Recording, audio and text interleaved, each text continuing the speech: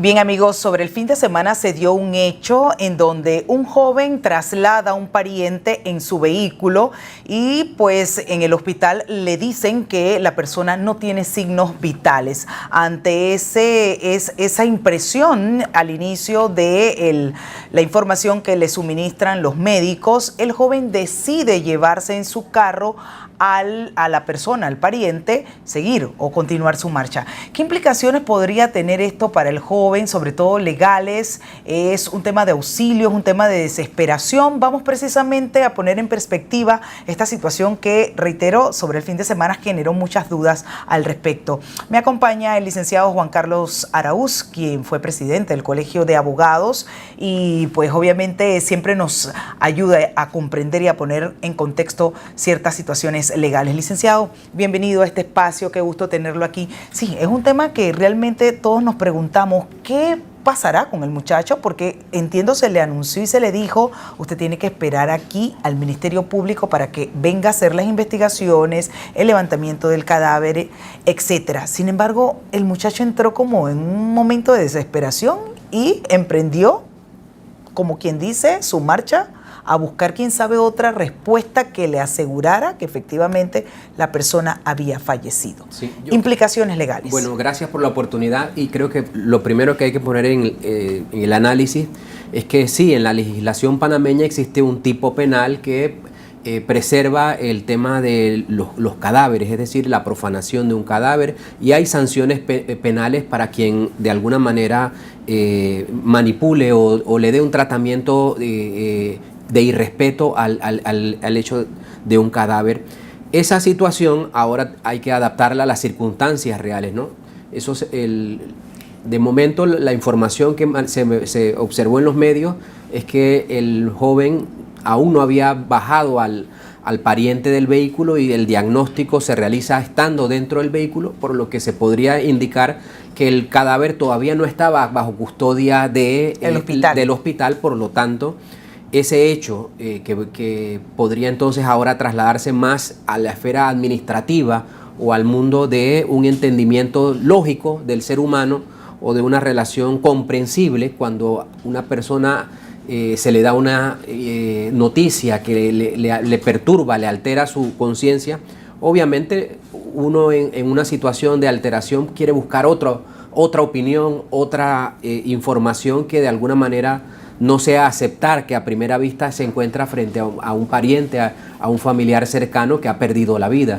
Entonces yo creería que al margen del mundo penal, que sí lo contempla el Código Penal, esta situación se encaja más bien en una situación ciudadana de cómo el joven reacciona ante una información que le perturba su conciencia, y yo no lo advertiría como una situación del mundo penal. Potencialmente podría llegar a una infracción de carácter administrativo, tal vez, dependiendo de cómo fue la conversación que se dio con los doctores o el manejo, la forma en la que condujo hasta llegar al punto en el que es retenido por las autoridades, pero no estaríamos ante un hecho penal, pero sí ante una situación de carácter administrativo.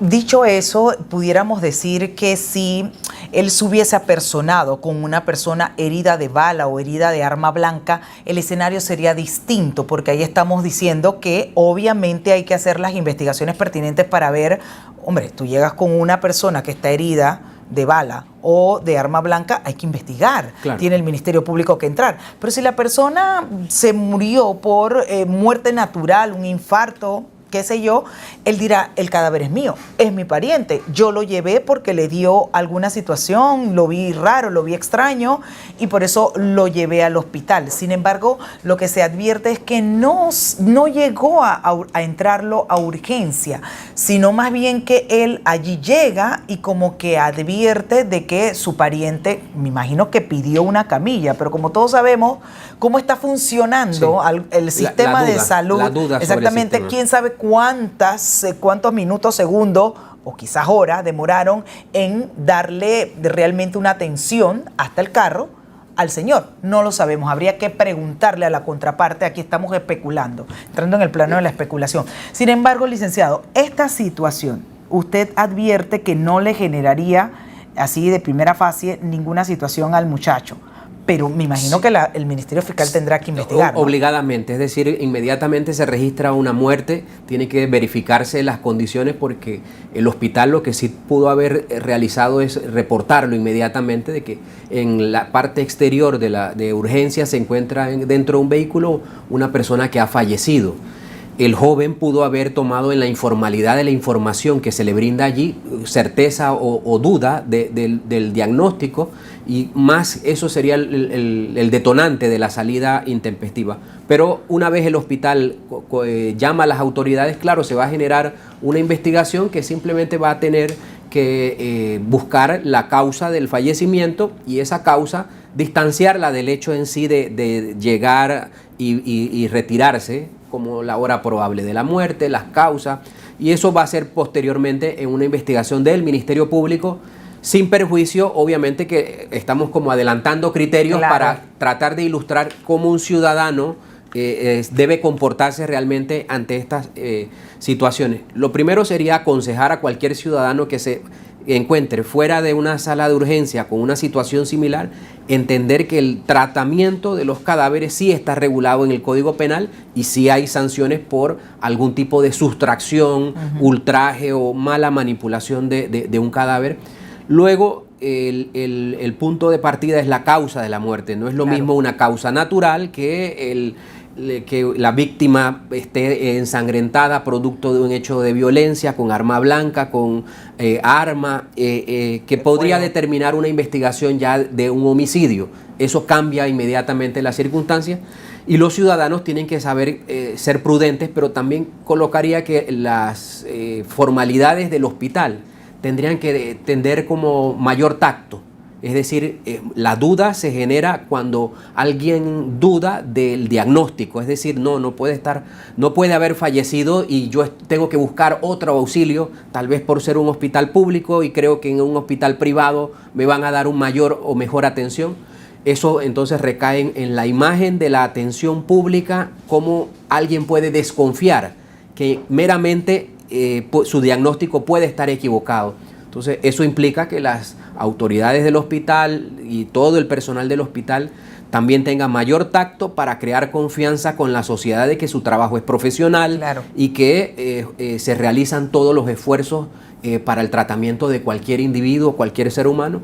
Y creo que ese es el eslabón de cómo se trata al ser humano, colocarse en las circunstancias de alguien afectado, podría ser un elemento importante a resaltar para las prácticas internas del hospital. Claro, de nuevo, y caer nuevamente en el plano de la especulación, porque no tenemos reacciones del hospital en sí en cuanto a cuál fue el procedimiento a seguir. Sin embargo, entiendo hay protocolos que el hospital debe seguir en función de situaciones como estas que se presentan. Sí. Porque me pongo yo a pensar, si se demoraron en ir al carro y verificar al ciudadano que este muchacho llevaba para ver cuáles eran las condiciones de salud, lo que no logro entender, si ellos le dijeron usted no puede movilizar, o vamos a buscar una camilla, vamos a hacernos responsables del señor, o simplemente podría está ser, muerto y no le dijeron más nada. Podría ser que constatan los signos vitales, sin embargo le indican al joven que deben realizar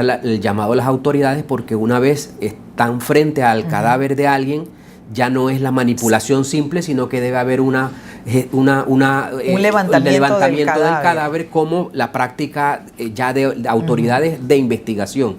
Y quizás allí sí las autoridades de investigación llegan con retraso, nunca se va a producir instantáneamente, y en ese tiempo la incertidumbre, el miedo, el temor, el hecho de si se siente de alguna manera vulnerable porque demoró en llegar, muchas cosas pueden pasar en la mente de un individuo, pero el protocolo a seguir, si ya estaban ante un cadáver, habría sido el correcto. El levantamiento solo lo puede realizar el Ministerio Público para que las circunstancias sean esclarecidas. Bien, recomendaciones entonces finales, licenciado, ante un hecho como este, sin duda alguna, y pues esperando las reacciones de parte del hospital para que haga docencia en función de cuál es el protocolo a seguir, porque situaciones como esta se le puede presentar a cualquier ser humano y la reacción uno nunca sabe cómo la va a asumir frente a situaciones como esta. El joven sin duda debe haber entrado en un estado de negación, que sí, es el primer estado del que entra un ser humano, de no admitir que su pariente había fallecido y buscar ese hálito de esperanza, quién sabe, en otros pues médicos para que le dijeran todavía hay la posibilidad incluso de resucitación, porque es todo lo que uno se pone a pensar. sí. O sea, cuál fue la causa de la muerte, si se pudo o no hacer incluso resucitación de la persona, o simplemente dijeron no tiene signos vitales y no hay más nada que hacer. Todas esas cosas pudiéramos ponerla, como quien dice uno, en esta ecuación de análisis que estamos tratando de hacer de qué pudo haber motivado al joven a tomar una acción como esta. Sí, y también, o sea, el punto que adquiere como relevancia nacional es que cualquier ciudadano puede verse en una situación similar, claro, es decir, de llegar con un familiar, con un pariente, con una persona cercana y repentinamente se le llega sin signos vitales a un hospital, y el comportamiento para lidiar las circunstancias implica como, primero, que el hospital indique los protocolos, esto que si hay normas penales que implican una manipulación equivocada. Y lo segundo es el factor humano. Yo voy a puntualizar es que el tacto con el cual el hospital administre las situaciones de urgencia implica entender que el ser humano es muy vulnerable en condiciones de debilidad y demás, de afectación emotiva, sentimental. Por eso el acompañamiento que se le da a una persona cuando recibe esas noticias implica mucho la racionalidad con la, sí, que se conduce. Y uno puede sugerir, obviamente, que se informe, que tenga el conocimiento de estos datos, pero cuando se está en las circunstancias... No se piensa. Así mismo es. Entonces, se bloquea uno completamente. Pero creo que pone un punto muy interesante para la sociedad de cómo lidiar ante una emergencia de ese tipo. Licenciado Juan Carlos Araúz, expresidente del Colegio Nacional de Abogados, agradecemos muchísimo y valoramos su puntualización en cuanto a cuáles son las implicaciones posibles que pudieran haber en este caso que hemos analizado. Gracias y bienvenido siempre. Hasta pronto. Bien, vamos a una breve pausa. Al volver, tenemos más que compartir con ustedes. No le cambien.